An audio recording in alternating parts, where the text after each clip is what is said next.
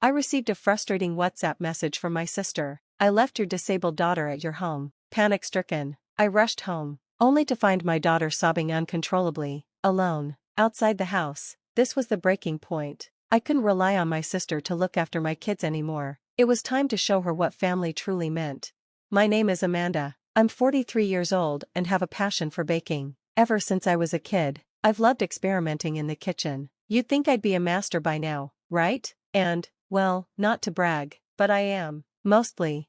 Except for chiffon cakes. My kids love to tease me about those. Mom, your chiffon cake's so dry. Don't worry, we'll help you next time. But when it comes to muffins, I'm a star. My kids' friends often gush, we wish you were our mom. My own kids just give me smug looks, as if to say, yep, that's our mom. These little moments of banter and joy make family life so special, or so I thought. But my sister Kathy's idea of family was vastly different. This story begins a few years ago, during spring vacation, when my family visited my parents' home. We were casually watching TV when Kathy blurted out, "Lately, there are so many kids with developmental disabilities. I wonder why." Her comment was as out of place as it was jarring. The TV wasn't even discussing disabilities. Everyone, including my mom and husband, turned to her, puzzled. "What's with the sudden comment?" I asked. "A colleague's child was recently diagnosed with a developmental disability," she replied. "Apparently, kids who are restless or struggle academically might fall into that category. I don't know much about it, but honestly, I think Sarah might have one too." I was stunned. Sarah is Kathy's daughter, my niece. She'd always seemed like a perfectly normal child to me. "Why would you think that?" I asked, trying to stay calm. "Well, compared to Ken, she's not as smart. Her language skills are underdeveloped. It's like she has a poor memory or something," Kathy insisted. Mom, my husband, and I exchanged uneasy glances. None of us were experts on developmental disabilities, but nothing about Sarah had ever struck us as unusual. Kathy, however, seemed fixated. "You just don't get it, Amanda," she said, frustrated. "I've been researching developmental disabilities. I know what I'm talking about." At the time, we brushed it off, assuming Kathy would consult a doctor if she was truly concerned, but by the time summer rolled around, her tone had shifted alarmingly. "I knew it. Sarah does have a developmental disability," Kathy declared during another family gathering. Her voice carried an unsettling note of triumph, as though she'd just solved a mystery. "Did you take her to a doctor?" Mom asked, concerned. "No, I didn't need to. I have proof," Kathy said smugly. "Proof?" Mom frowned. "Stop talking like she's some kind of criminal." But Kathy pressed on. "Sarah starts elementary school next year, and she still can't write the alphabet. She's in kindergarten, that's perfectly normal," I said. "Even my daughter, who's already in school, struggles with some letters." "Well, that's because your daughter takes after you," Kathy shot back, a smug smile on her face. Her husband Tim chimed in. "Maybe your daughter has a developmental disability too. Like mother, like daughter." Anger flared in me, but I held it back. "Kids develop at their own pace. There's no need to rush," I said firmly. But Kathy wouldn't hear it. "Ken could write the alphabet ages ago," she insisted, comparing Sarah to her older brother, who'd always been exceptionally bright. "Ken is 3 years older," I pointed out. "It's unfair to compare them." Tim scoffed. "Well, from a medical perspective, Sarah clearly has a developmental disability." I stared at him, dumbfounded. "Medical perspective? Tim, you're not a doctor." It was clear Kathy and Tim had convinced themselves that Sarah was deficient simply because she wasn't meeting the impossibly high standards they'd set for Ken. It wasn't just frustrating, it was heartbreaking.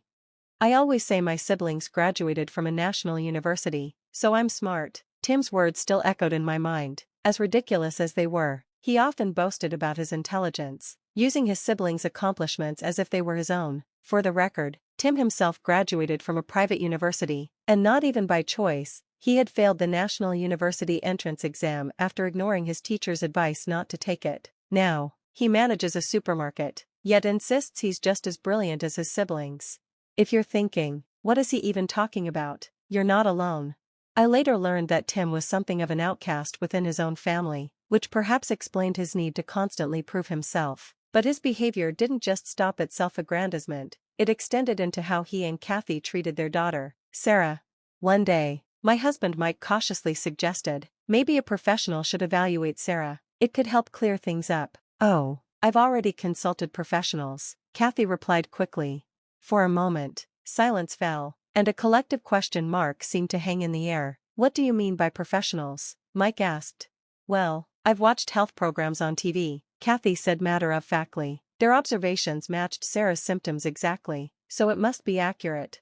We all sighed in exasperation. Tim chimed in, backing Kathy up. Yes, those specials are very informative. A colleague of mine saw one, took their child to the doctor, and the diagnosis matched perfectly. It's serious stuff. Mom finally had enough. TV is just TV. Stop using it as your source for medical advice. If you're truly worried, take Sarah to a real doctor. Stay out of our parenting, Kathy snapped, her voice sharp. You're all so ignorant. And with that, she stormed out, dragging Tim and Ken with her, but leaving Sarah behind without a word. Mom sighed deeply. If they're going to act so high and mighty, the least they could do is take proper care of Sarah.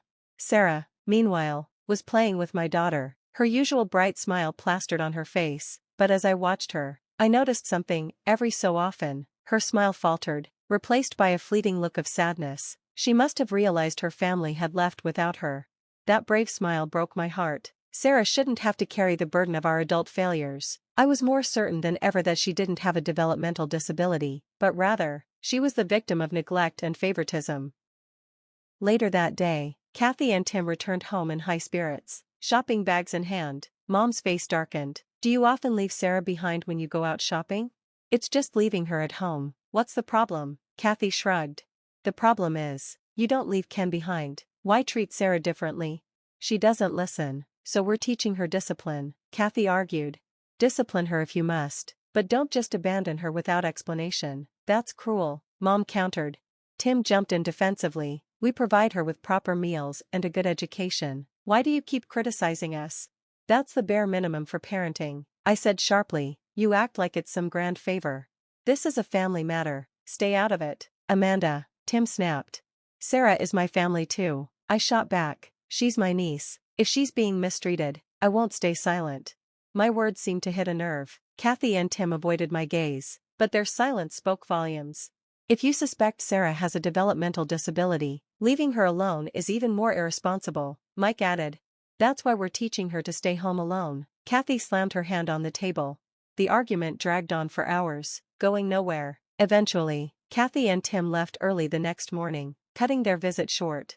Their favoritism towards Ken was painfully obvious throughout their stay. At meals, if Ken's favorite shrimp was served, Kathy and Tim would give him extra portions, even taking from Sarah's plate. Sarah, clearly used to this treatment, never protested. Instead, she simply complied, a resigned look on her face. The same pattern repeated itself in other ways. Promises of new toys and games were made to Ken, while Sarah was ignored. All family conversations revolved around Ken's achievements, leaving Sarah to sit quietly on the sidelines. It was heartbreaking to witness. One day, Kathy showed up unannounced with Sarah. Can you take care of her just for today? She asked. Even Sarah seemed confused by the sudden request. She glanced at me and said softly, I could just play in the park instead. Without asking too many questions, we agreed to look after her. When Kathy returned later that evening, she seemed apologetic. Thanks for watching, Sarah, she said. Why the short notice? I asked. Oh, Ken had friends over. Their moms are all doctors and lawyers. You know, it'd be awkward to have Sarah around. I was stunned. You're ashamed of your own daughter? She doesn't fit in with those families. What can I do? Kathy said with a laugh, as if it were a joke. That's no excuse, I said firmly. Whether Sarah has a disability or not, she's your daughter. You should be her biggest supporter, not her biggest critic. Kathy's smile vanished. You've only raised one child. Don't lecture me. With that, she yanked Sarah by the arm and left. These patterns continued. Kathy and Tim would leave Sarah with us, often for long periods, while they took Ken on elaborate outings. They showed up late to pick her up, offered no apologies, and acted like nothing was wrong. Their actions only reinforced my determination to step in. Sarah deserved better than the hand she'd been dealt, and I was going to do everything in my power to ensure she got it. I told you to call before coming over, didn't I? And why didn't you stick to the agreed time? My tone was sharper than usual, even in front of Sarah. I couldn't help it, I was furious. Oh, don't be so picky, Kathy replied nonchalantly. We're here to pick her up, aren't we? That's a given, I snapped. But you can't just drop her off carelessly without proper planning. What's with you lately? Always so irritated, is it menopause? Kathy quipped with a smirk. Tim burst into loud laughter, finding her remark hilarious. I clenched my fists, struggling to keep calm. You two are unbelievable. I keep repeating myself, you need to rethink how you're raising your kids. We are thinking about it, Kathy shot back. That's why Ken is involved in so many activities. Unlike your daughter, who doesn't do anything. We respect our daughter's wishes, because she said she didn't want to participate in those things. Well, we're respecting Ken's wishes, too. Isn't that right, Ken? Kathy turned to him. Ken nodded weakly, his forced smile betraying his true feelings. See? Kathy said triumphantly. Even Ken agrees. I sighed deeply. I'm tired of repeating myself. Fine, just take Sarah and go. Kathy grabbed Sarah by the arm, practically dragging her toward the car. Tim didn't say a word as he started the engine, leaving us standing there, feeling defeated once again.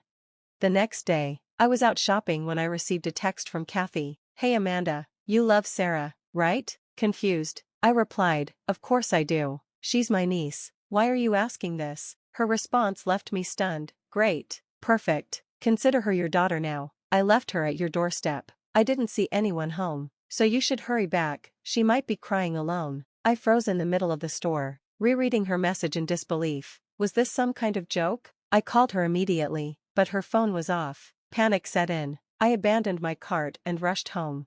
When I arrived, my heart sank. Sarah was sitting on the ground in front of the door, crying uncontrollably. Her face was buried in her hands, her small body shaking with sobs.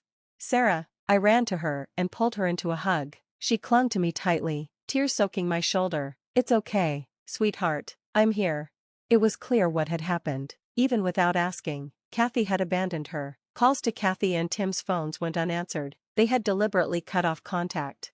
Through her tears, Sarah whispered, Auntie, I didn't want to be left like that. I held her close, my anger toward Kathy and Tim boiling over. How could they be so cruel? Right then and there, I made a promise to Sarah, and to myself, I would protect her. She didn't deserve this. Within a week, my husband, mother-in-law, and I went to Kathy's house to confront them. We brought along legal paperwork to formalize Sarah's adoption. Our plan was clear, Sarah would become our daughter.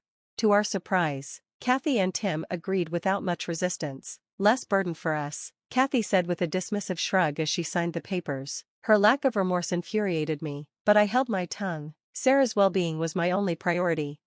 3 months later, Kathy showed up at our house unexpectedly. We want Sarah back, she said, as if the past few months had never happened. What are you talking about? I asked, incredulous. She's a genius, Kathy exclaimed. I just found out she won an art contest. Her painting was displayed at the bank. We didn't even know she liked to draw. I couldn't help but laugh at the irony. Of course you didn't know, because you never paid attention to her. That contest? I submitted her artwork myself. Her preschool has been encouraging you to nurture her talents for years, but you ignored them. Kathy's face flushed with embarrassment. Well, it doesn't matter now, just give her back. I shook my head. It's not that simple. The adoption is finalized. Sarah is our daughter now, but if she wants to go back to you, I won't stop her. She'll choose me, Kathy said smugly. Watch. I called Sarah into the room. When she saw Kathy, she hesitated, then clung to me. Mama, she said softly, a name she'd started using to combine mom and auntie. Kathy reached for her, but Ken stepped in front of his mother protectively. Ken, what are you doing here? Don't you have lessons? Kathy demanded. Ken's voice trembled as he replied, I don't want to go to lessons anymore. I hate them. I hate everything you make me do. Kathy tried to scold him, but I stopped her. Don't you get it? Your children don't want what you're forcing on them. You've been so focused on appearances and achievements that you've completely ignored their happiness. Kathy stood there, speechless. Just go home, I said firmly. You've lost the right to call yourself their mother. In the years that followed, our family dynamic flourished. Sarah, Ken, and our daughter grew close, forming a bond stronger than I could have imagined. Ken moved in with my mother, and Sarah thrived in our home, pursuing her passion for art.